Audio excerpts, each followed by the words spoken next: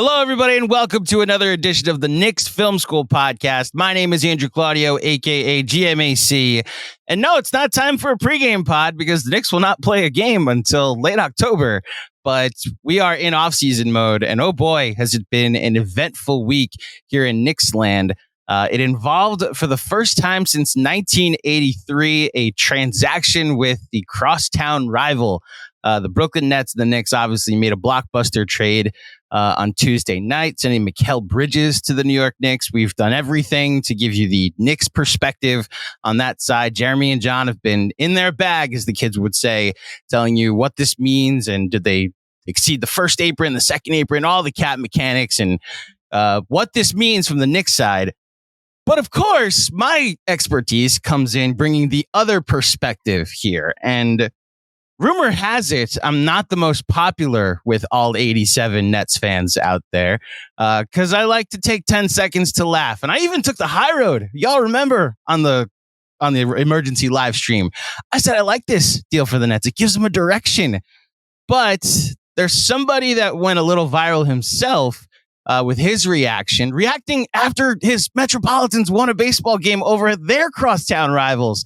And he chose to react to the trade instead. And he's here with me as well to react at the same time. Joining me from WFAN, fresh off a second consecutive victory over said crosstown rivals. Let's take 10 seconds and laugh at the Yankees, Evan Roberts.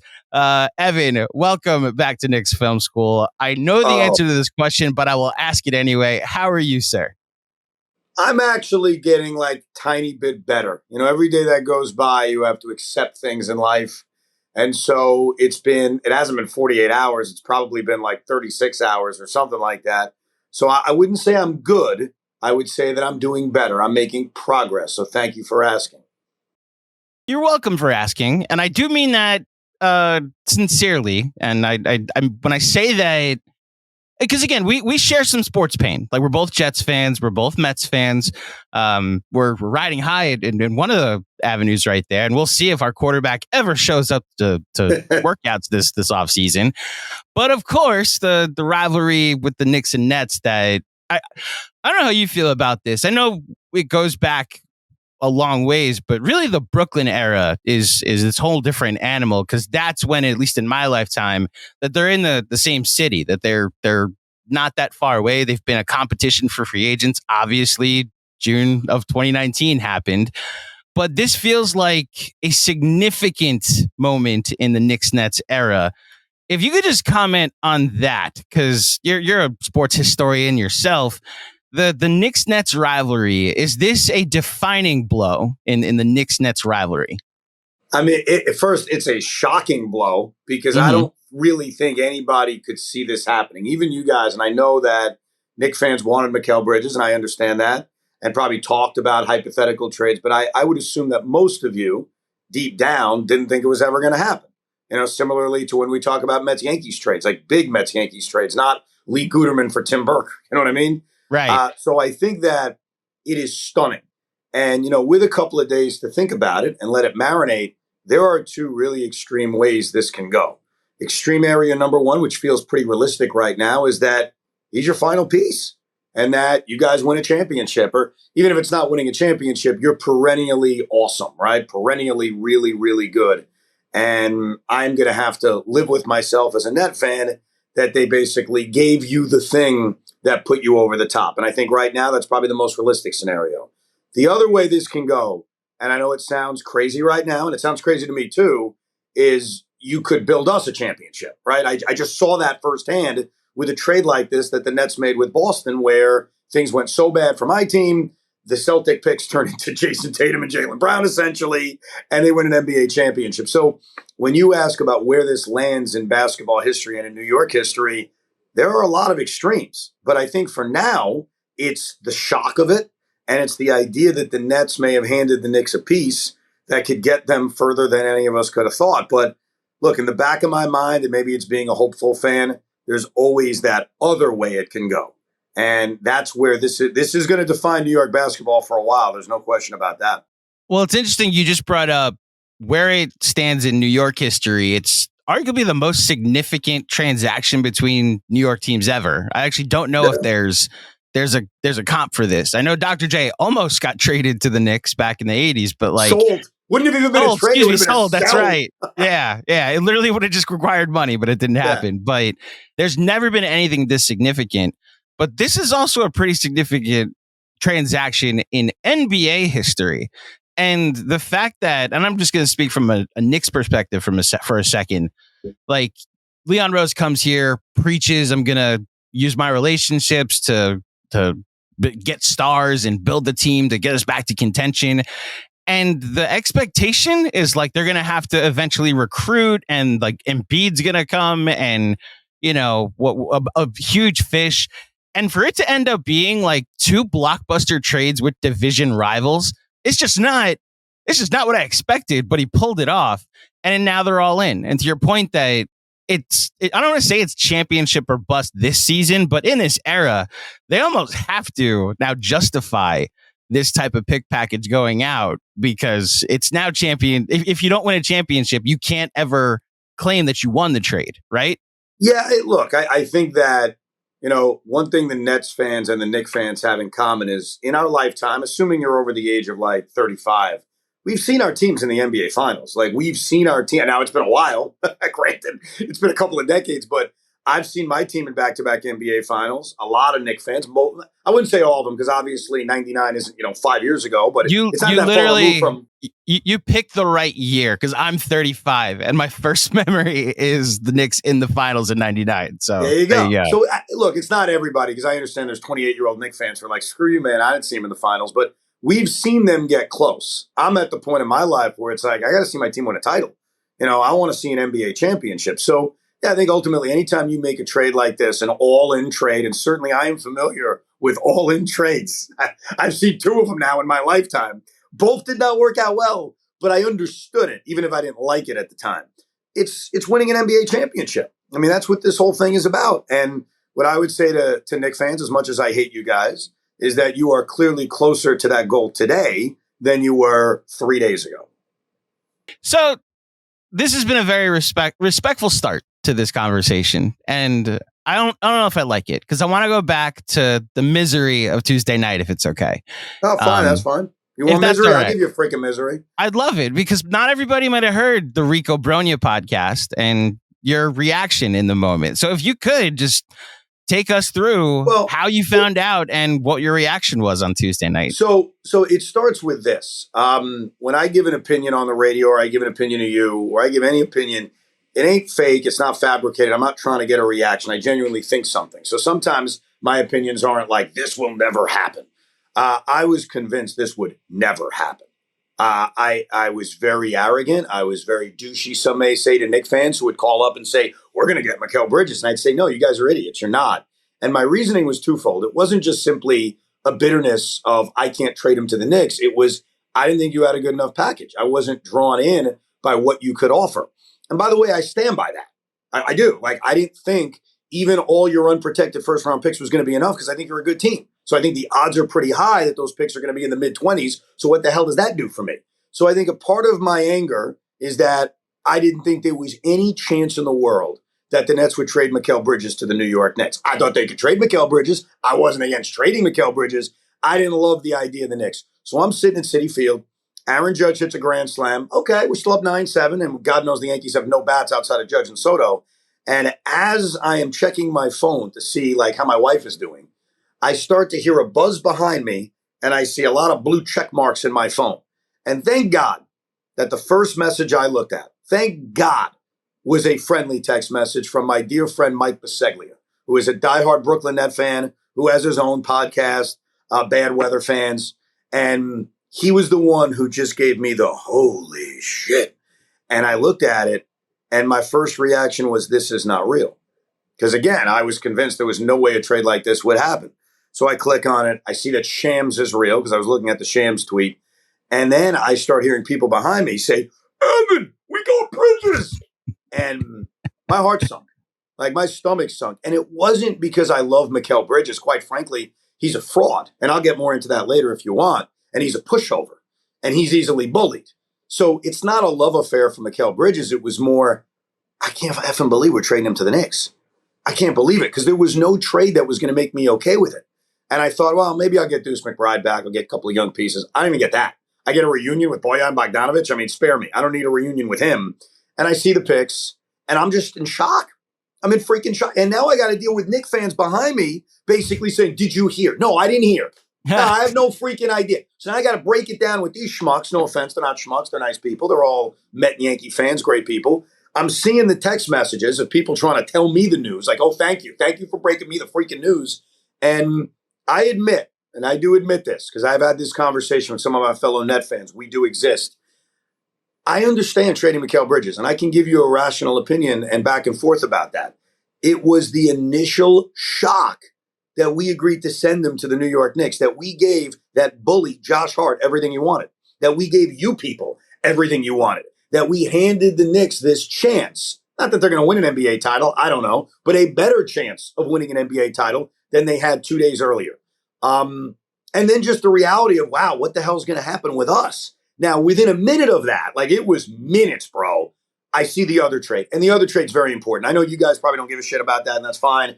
I do. Getting our picks back was a big deal because I think when you see a trade like this, it's, well, but we can't suck. Like, we don't have control of our own pick. So to get that control back from Houston was very, very important. And look, the sane side of me, even in the moment, understands the road that they took, a road that I probably preferred they took. But it really had to do with the Knicks, with the return, and with the utter shock that it actually happened. Because I swear to God, there was not a chance in hell I thought they would make this trade. And that's what caused my pain, anger, and irrationality on that night. So two things. First of all, the reactions were similar in that we all, and this is shout out to what Twitter is now, we're all doing the same thing at the same time when something breaks. And it's like, wait, let me make sure this is the correct name. Let me make sure this isn't like Walk ESPN when I'm reading this. And we all did the same, like, is this real? And once the realization came over us, it's holy shit. Like, this actually happened. And I think, I don't know if enough of a deal has been made of the Houston part of this, because I don't know if this trade gets made if the Nets don't get control over their 25 or 26 draft again. No, they can't. And look, going into this offseason, like the discussion amongst Net fans was, and I think it was pretty universal, it was, you got to pick a road. You got to pick a lane on how you want to do this. In fact, the first guy to say this a year ago was Spencer Dinwiddie. Spencer Dinwiddie, when he was still on this team and gave a crap about basketball, was asked about the franchise. And he was, look, one thing I've always loved about Spencer Dinwiddie, one of my favorite Nets ups and downs is that he was so honest. And he's like, look, in the NBA, you got to take two roads. You got to either go get a star, and he mentioned Giannis, or you got to rebuild. And so I think going into this offseason, because the Nets didn't do that last year, they kind of went down the middle. They said, all right, we got some good young pieces. Let's see. I thought they would be better than what they were. I thought they would be a play-in team or maybe a 6 seed. Like, I thought they were kind of one of those teams get knocked out in the first round. We'll have some fun. That's genuinely what I thought they were. And I'm usually not a homer on my expectations. They were bad. You know, Mikal Bridges did not have a good year. Cam Johnson never hit a big shot. Cam Thomas getting hurt was a big blow. Not that I'm going to bore you with the details, but they had a very disappointing year. And it became obvious they have to pick a lane. And it's either trading for a star or it's blowing the whole thing up. And I lean towards blowing it up because the star thing hasn't worked. And what star are you getting? And is that star making you a championship team or just a really good team? Like, I love Donovan Mitchell, and I don't know if you guys, or you specifically felt this way. I admit a part of it was that he's a Met fan. Like, he's a real Met fan, and it would have been so cool to have like this star player who's one of us. Like, he's at Mets Yankees. He's a dude. He's one of us. Now, I get the deficiencies in his game. I get that he's not, a true AA player on a championship team. But I was drawn into it. I admit it. But then I would think to myself, okay, we get Donovan Mitchell. We got Mikal Bridges. We re-signed Nick Claxton. Are we winning an NBA title? And if the answer is no, like I said to you earlier, I've seen my team in the finals. I've seen them in the second round. Like, what the hell's the point? So I lean towards they have to blow it up. But the only way you could blow it up is by having the control of your own picks. Because if you're bad, really bad, you can't have that pick going elsewhere. So I completely agree with you. I think we kind of knew in the back of our mind that was a real possibility because the Rockets had a strong interest in getting the Phoenix picks. We know why, to entice Phoenix about Durant, whatever. So we knew the Nets had that inside track on getting the picks back. What I had preferred when we talked about this was to trade Bridges to the Rockets so that maybe we would keep some of our Phoenix picks and get our Houston picks back. I don't know what they were offering. I don't know if Jalen Green was in the offer. I don't know how many first they were willing to give back. That's the game that's always so tough to play because I can sit here bitching and saying I'd rather this deal or that deal. I don't know what was actually in the offer, but I assumed that that offer was going to be more enticing to me than what you gave me. But yes, you're right. We needed those picks back because you can't have a full rebuild if you don't have your own draft picks. Well, so that's the fascinating part about this is the next 2 years, there's a clear direction. And man, every draft guru we talked to over the last month for our show draft class, they would talk about how rough this year's crop of prospects is. But next year, like Cooper Flagg is out there and it's supposed to be not generationally good, but significantly better than this year's class. And the Nets now have 4 picks in this upcoming draft, which is how you start a rebuild. And I think, look, first of all, to your point about Donovan Mitchell and that summer of where I thought he was going to end up being traded to the Knicks, and how as a Mets fan I experienced this, I'll go a step further. Do you know the day the trade happened was the 3rd game of that Dodgers series between the Mets where they brought Timmy Trumpet out and Nimmo made the catch in game 2, and then they took 2 out of 3. And then that afternoon, Donovan Mitchell got traded to the Cavs. Remember what happened to the Mets after that Dodgers series? We collapsed, essentially. So it's almost like when Donovan Mitchell was no longer in my life as potentially coming to the Knicks, the Mets were no longer in my life as a World Series contender. So I connected the dots that way. And look, to your point about picking a direction, I made this comp. Have you ever seen the show Breaking Bad?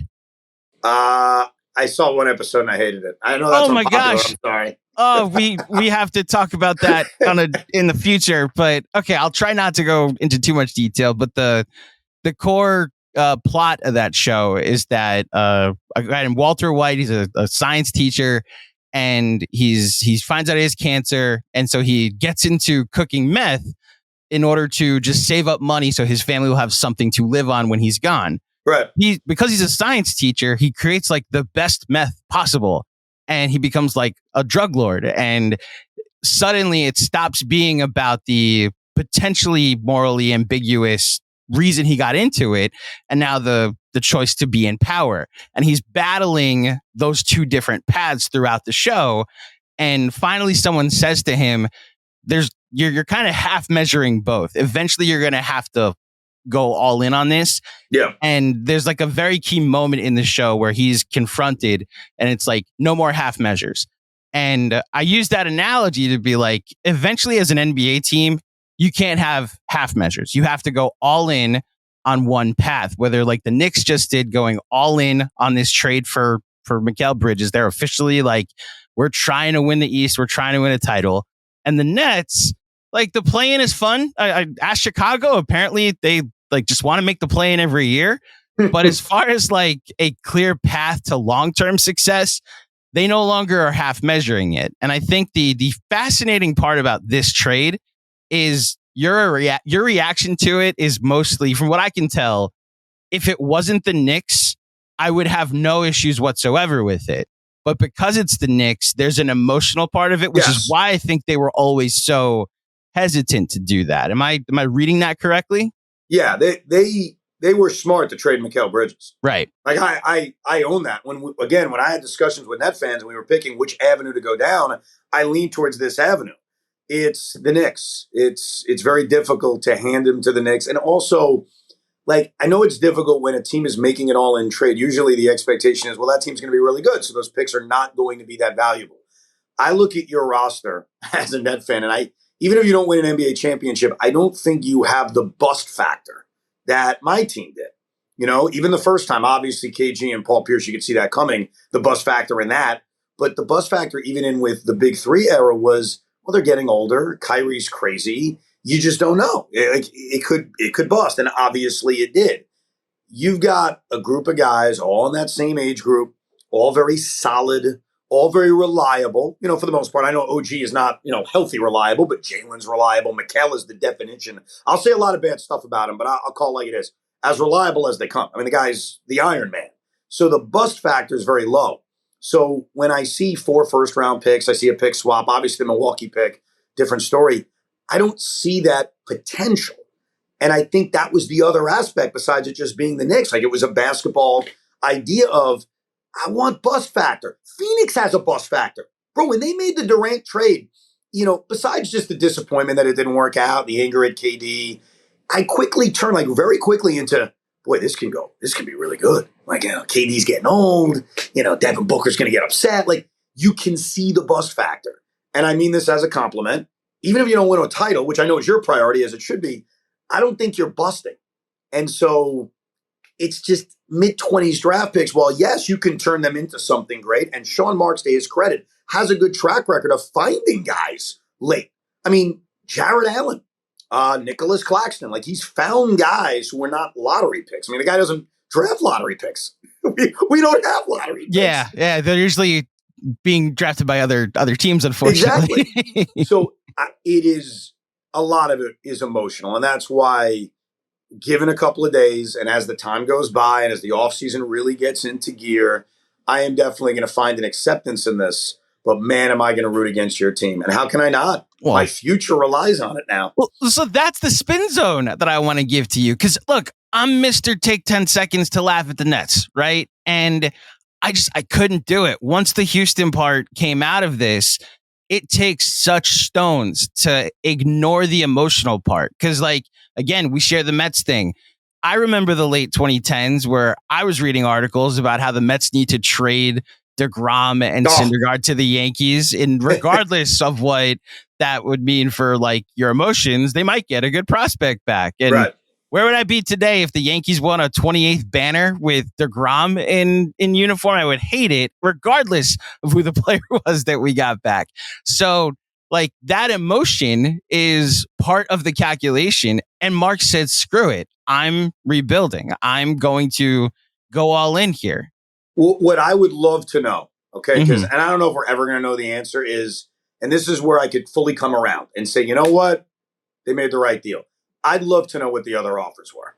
It ended up leaking out in the Kyrie trade. Hey, this is what the Lakers offered. This is what, I forget who else was involved in that. I think there was a third team, but I remember then evaluating and saying, hey, you know what? I agree with what they did. I agree that the Dallas deal was the best deal on the table. I would love to know, what did the Utah Jazz offer? Right. What did the Houston Rockets offer? What did another team offer? And yeah, is it possible? I look at their offers and I say, geez, man, as much as I'm not hot on the Knick offer, and I've explained my reasons why, that was the best deal. And I do agree with this. If you're going to take the road of trading Mikal Bridges, now was the time. I wouldn't have dragged it out. I think he loses even more value as you kind of play into the final 2 years on his contract. So timing-wise, it definitely would have been this summer.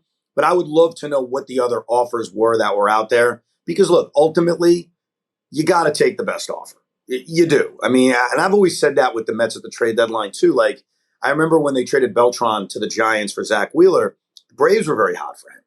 And it was a big debate. Could you trade Beltran to the Braves? And my answer was, well, if I'm getting the best prospects, yeah. I got to go get the best players. I know I hate Atlanta, and I didn't give a crap about the Giants. I actually didn't mind the Giants.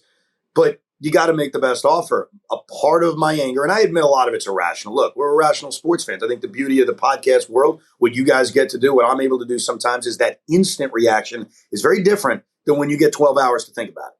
When you get a night of sleep, when you start to get a little rational about it. Your instant reaction may be a little bit nutty, maybe a little bit crazy.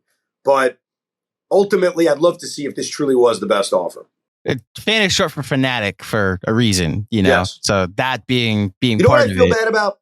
What? I feel bad about one thing I said. I tweeted this out.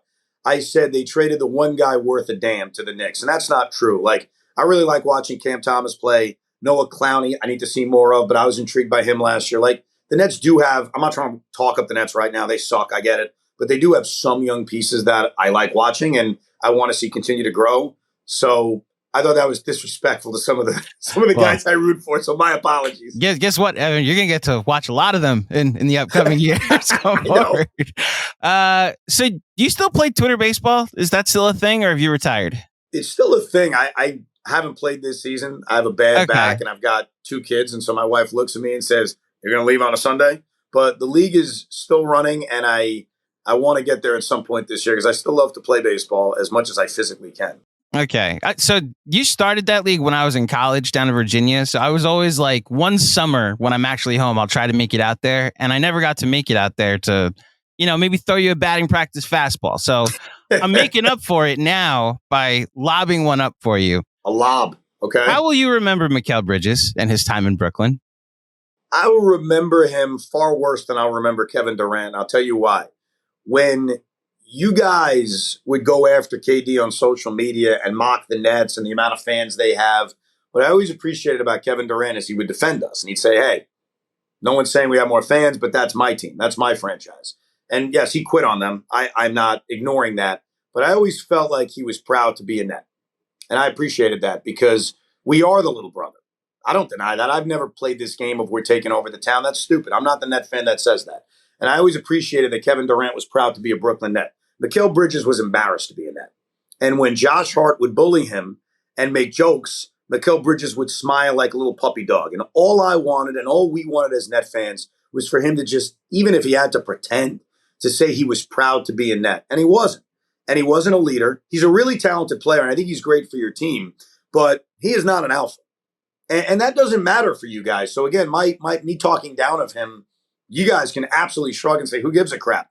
But he was never going to lead our team. And that became very obvious. Thank you to Jalen Brunson and Josh Hart. What I got out of that little interaction on that podcast and what I got out of him being ashamed of the crowd at Barclays Center was he isn't cut out for this. Because as much as you guys always said, it takes a toughness to lead the New York Knicks. Completely agree with you, man. There's a lot of pressure on being a Knick and the media attention and the fan attention. And you guys used to say KD didn't want any of that. That's fine. Well, I'm going to tell you guys something. It takes a lot to be a Brooklyn Net because we are the little brother in town, because our building does get invaded by Knicks fans. And it's not easy. It's not easy to lead that. It takes a toughness to lead that. And he didn't have that toughness.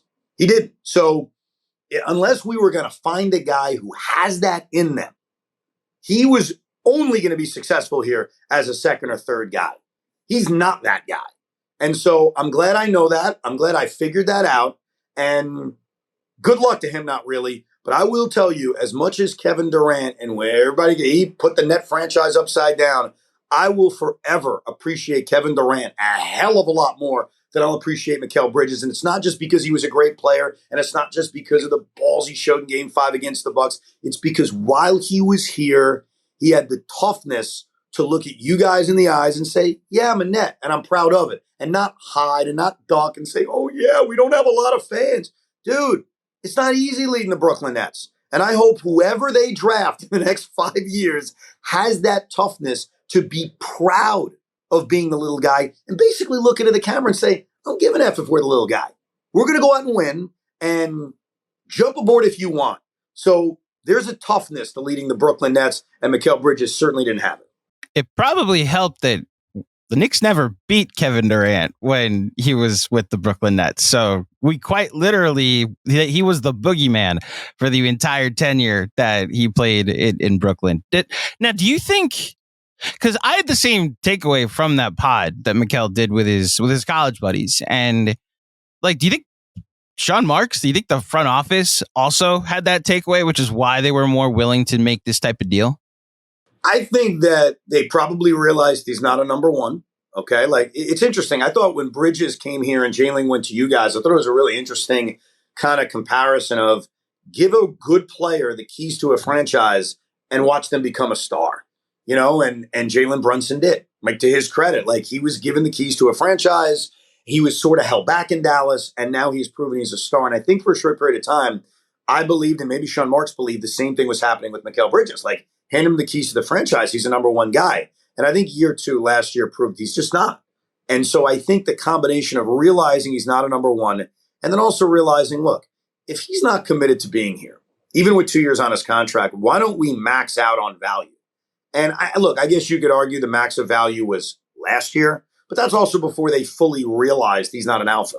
And they maxed out on his value because I think if they go into this season, like I said earlier, they're getting a little bit less. So I think it was a combination of he's not fully committed. He's not an AA star. And if we can't get an AA star, why don't we try to find one with draft capital and we'll blow the whole thing up? You nailed it earlier. The only alternative option that I think like just objectively that I thought the Nets should have considered is if Jalen Green and your picks back was on the table at some point, then yeah, that's probably the deal you should have made. Now, we had Michael Scotto on a couple weeks ago, I should say. And I forget the actual pod and what he actually said, but he seemed to indicate that the picks that would be going back to Brooklyn weren't like all their picks back. It was multiple picks, but it was like Jalen Green and this protected thing and maybe one of your protected picks. Like it wasn't as juicy an offer as right. So that's why I'm wondering, like you said, if we find out long term what the eventual package is. And look, the Nets now find themselves in full tank mode. So who's next to go? Who do you want on this team on opening night? Like if you had to sculpt the opening night starting five, what would it be? So here's the problem, and I'm very curious how you guys feel about this because you embarked on this in 2019. You watch every game. You guys are diehard Knicks fans. I respect that. I'm a diehard Net fan. I'm going to watch every freaking game. The 70-loss season, I watched every game. Mm-hmm. And what was very difficult is I want my team to win. Like I don't have that in my DNA. I want my team to win. And, I'll give you a baseball example. We're both Met fans. When the Mets were 11 games under 500, I always think you never know when we're going to shock the world. And I think that way in basketball too, even though it seems like so less likely. So I'll answer your question on who I would trade, but I will say that I never go into a season saying, oh, gee, I hope we lose 60 games. I can't do that. And I don't know if you guys actually do. Like, I heard, I love Gio, who does mornings here, and he's a great Knicks fan. But he would celebrate after every Knicks loss in 2019, and I would always be like, I don't get it, bro. Like, I get it, but I don't get it. I understand that the lottery, and it is a lottery also. It's not guaranteeing you anything, as we saw. But I can't watch my team and root for them to lose. So no matter who's on this roster on opening night, I'm going to root for them. And I assume you guys did the same thing in 2019. Were you sitting there rooting for it just to lose? So when the team is that bad, there's no, like, rooting for them to win is kind of futile. So if they put out a product that is destined for 17, 18 wins, then the losses, like the game's over in the second quarter. And then the rare win, like there's a fun win from that season against the Lakers that like Mario Hezonja blocks LeBron in the final seconds. And it didn't cost them draft positioning. They still ended up with a top 3 pick. And I get to remember like this really funny moment where Mario Hezonja blocks LeBron. And I think that's how you survive those seasons. I don't have to tell you, obviously there's a 70-loss season in your resume. But in the 70-loss season, we had a win against the Spurs. I'll never forget it. Like the Spurs were very good at the time. I was like, this is great.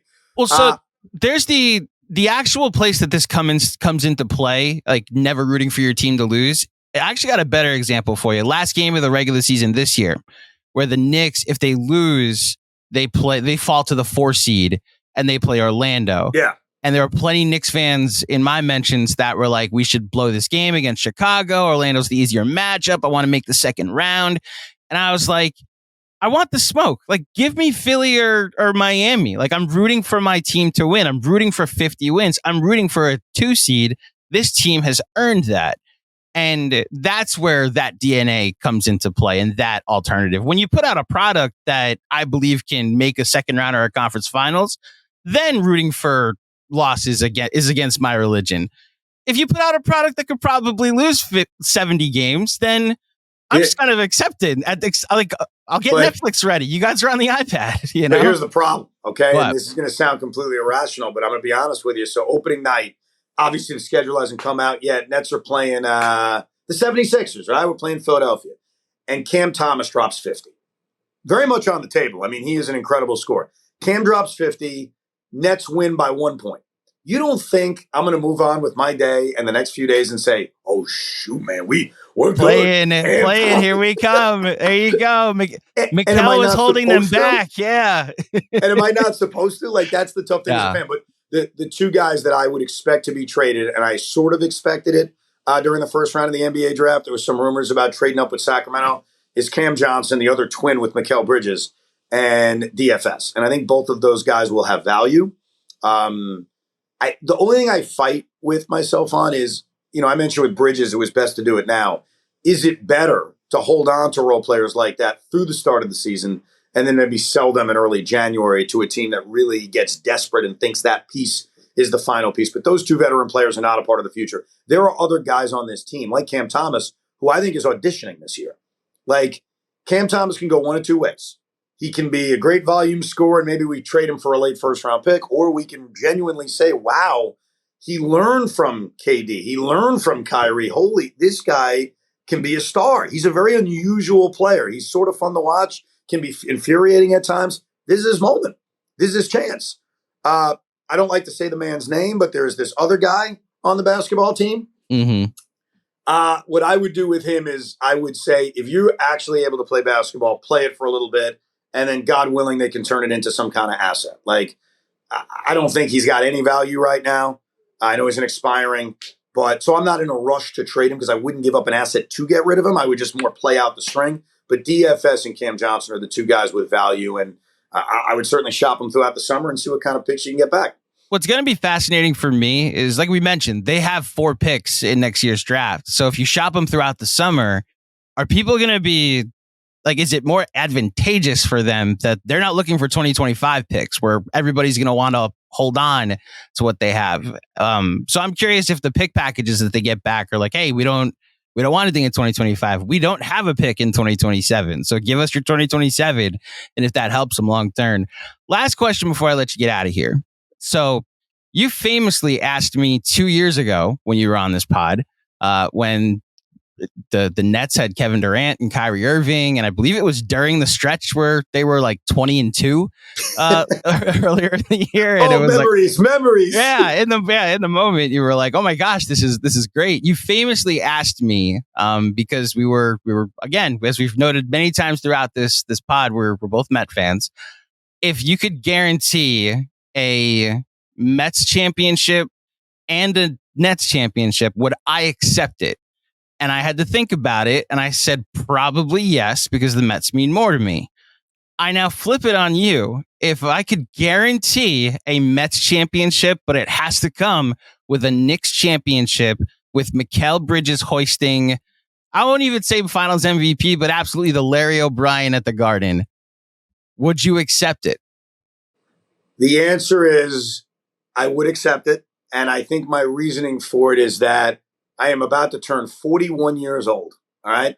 I had James Harden, Kevin Durant, and Kyrie Irving, and they couldn't get to a conference finals. I had Aaron Rodgers. We had Aaron Rodgers. He couldn't get through 4 snaps. I had the Mets in 2 World Series in my lifetimes in which they had a lead in the 9th inning of game 1. I've come relatively close, you know. The Nets in 2003 to me was the closest I ever came to a championship. And at this point, beggars cannot be choosers. If you were telling me that my first love, because the Mets are that's what got me into sports, and then the Nets and the Jets followed. If you're telling me that the first love is going to win a championship, I will put up with you people having to celebrate your title as well. So, yes, I would sign for it. It would be an incredibly tough month of June. Yes. But I think to see one of my teams win, because I'm at the stage now where I don't know if I'm ever going to see it. And that's not just being fatalistic or negative. It's just, you really start to wonder. You start to say, I don't know if that's ever really going to happen, especially with what happened to Brooklyn, because they were built to be a lock to win an NBA championship. I mean, when they won those first 2 games against the Bucks without James Harden and destroyed them, like, I remember going home that night thinking, this is going to happen. Like, I don't even know what I'm going to do with myself. And all you jokers were like, there's going to be 100 people at the parade. And I'm like, I don't give a crap if there's 5 people at the parade. I'll be naked there. I don't care. And so I think that tease is a reminder that you got to take what you can get. So as much as it would pain me to see the Knicks win an NBA title for a myriad of reasons, if it means the Mets are winning a World Series, I have to say yes. Man, you sound like someone that did radio for a couple of decades with Joe Beningo. Like, wonder if you're ever going to see it. Like, you've reached that point, bro. I mean, can you blame me, bro? No, I get it. Believe me, I get it. Yeah. The Nets are probably the franchise that put me over the top because, like, come on. Look what they had. How did they not win? I kid you not. This is a half pander, but it's also just a coincidence. I'm at the point of the game 1 of the World Series against the Royals. So you just referenced it where you were like, oh, they had the lead in the 9th inning and it's deja vu all over again. An interesting, not parallel, because that's the World Series, but you do talk about in that chapter, and this is like how we'll wrap up, the living in the moment and not like looking ahead to like enjoying an actual moment here. And not looking ahead to like, well, what's the next game? Like the fear of losing is eventually going to creep in, and trying to live in the moment. And like as Knicks fans, we had that this year where Game 5, I was like, oh my gosh, they're going to go to the conference finals, and then you get OG Anunoby back, and then they're going to beat Boston, and then they're going to go to the finals, and they're not going to have to face Denver. And you know, the fear of losing suddenly showed up when Game 6 and Game 7 happened, and I don't have to tell you this, but I keep thinking about Game 7 for the Nets when, at least I thought about it yesterday, when the fallout of the Kevin Durant trade and the KD era. Yeah, they get 9 picks back eventually for Kevin Durant. But in the moment, the euphoria of KD hitting that shot, and now where things have ended up. I'm being somewhat mean and bringing it up, but I do recognize the journey that since from there to now must have been like. Well, I walked out of that building that night, and I've told this story before. I actually said it after the Knicks got eliminated and got a lot of pushback from Knicks fans, like I'm some kind of ogre. And what I said was, when I walked out of that building that night after they lost in overtime to Milwaukee, and I could barely speak, I was so upset. What really scared me was, as great as KD was, Harden will be back, Kyrie will back, I knew deep down it's sports and you don't know. And just because it seems like such a lock, we'll get another chance, you don't know. 2006 Mets, walking out of Shea Stadium after losing Game 7, I think we all had this arrogance of, well, we'll be back. Like, we're such a good young roster. And what I tried to express to Knicks fans was, look, there's a great chance you're back. You just traded for Mikal Bridges. The future is bright. My only point to you is you don't know.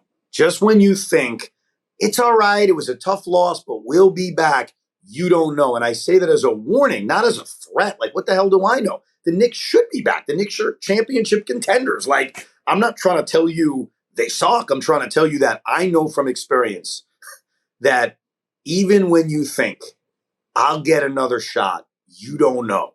And so I always think back to that when we have this conversation now, because unfortunately I was right.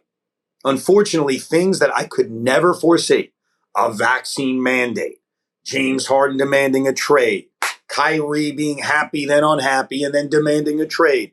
The same with KD, everything that happened with Bridges and this current team. You can't see that happening. So save the tape on this. I think the Knicks will be very good. I think the Knicks should be very good. None of us know what the future holds, and it's scary. So enjoy the moment, because you may not be back.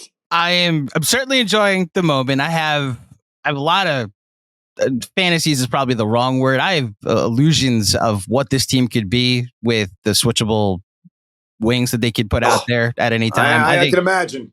There's a chance the Knicks could be really good. I don't have to tell you that, but I appreciate you, Evan Roberts, for coming on here. I hope I wasn't too much of an a-hole. I'm positive I will be worse once the Knicks start winning games and with Mikal Bridges on the team. But you're a good sport for making time for me today. Just remember this, and it's going to take a long time for me to pay this one off and for you to have to suffer. Uh-oh. I own your future. Yes. Be careful. That's all I'll say. Just be very, very careful. Be careful, because you never know what that future holds, and you never know what all those draft picks turn into. So enjoy the moment, but maybe I'll be talking to you in 2031. We'll book that. The next 2031 Knicks Film School crossover when Cooper Flagg is leading the Brooklyn Nets to a title. Sounds good. Evan Roberts of WFAN, thank you so much for joining me. I will just shamelessly plug his book, My Mets Bible, Scoring 30 Years of Baseball Fandom. It's a great week to be a Mets fan. I'll just say that, after quite literally kicking the ass of every Yankee not named Aaron Judge for 2 days. By the way, quick last thing for real. Baseball trivia. Do you know, you probably know this, the 4 players in baseball history that have hit 50 home runs in a season? The 50 home runs in a, hold on, let me say it better. Four players in baseball history that hit 50 home runs in a season 3 times. Because Judge does it this year, he becomes the 5th. I would say Babe Ruth. That's one. I would say Mark McGuire. That's two. I would say Barry Bonds. No, Bonds only did it once. Yeah. Sammy Sosa. Sammy Sosa did it 4 straight years, and then there's one more. There's one more guy to hit 50 home runs. How many times? 3 times. I got Babe. I got Sammy. I got Big Mac. You said Judge is on the way. Who is the fourth guy that I'm missing? Played in New York. Played in New York. Played for the Yankees. Played for the Yankees. Third base. Third base. Oh. A-Rod. I apologize. You're good. I forgot. But like the most annoying part about this Aaron Judge thing is like that's the company he's about to enter. It's Babe Ruth and 3 cheaters, and that's it. Like that's Babe Ruth and 3 cheaters. To think about it. It is. I'll tell you this. I remember when Yankee fans would call in before his free agency and say, "I can't give him a 9th year. I can't give him a 10th year." Oh my God! I was saying, "You guys are morons. Who gives a crap about the 9th year? Can you get the next 5 years with this guy being with a great slugger of our time? You won't care about your 9." Yeah, and he has been unbelievable. He's I'd say a joy to watch now that the Mets aren't facing him, but he really is a joy to watch. He's one of those few guys in this day and age where you stop what you're doing and watch his at-bats. Yeah, he transcends this is, again, we're olive branching on this. Knicks and Nets fans talking about a big trade that just happened. Mets fans complimenting a great Yankee while we celebrate a win over the Yankees. It's good stuff.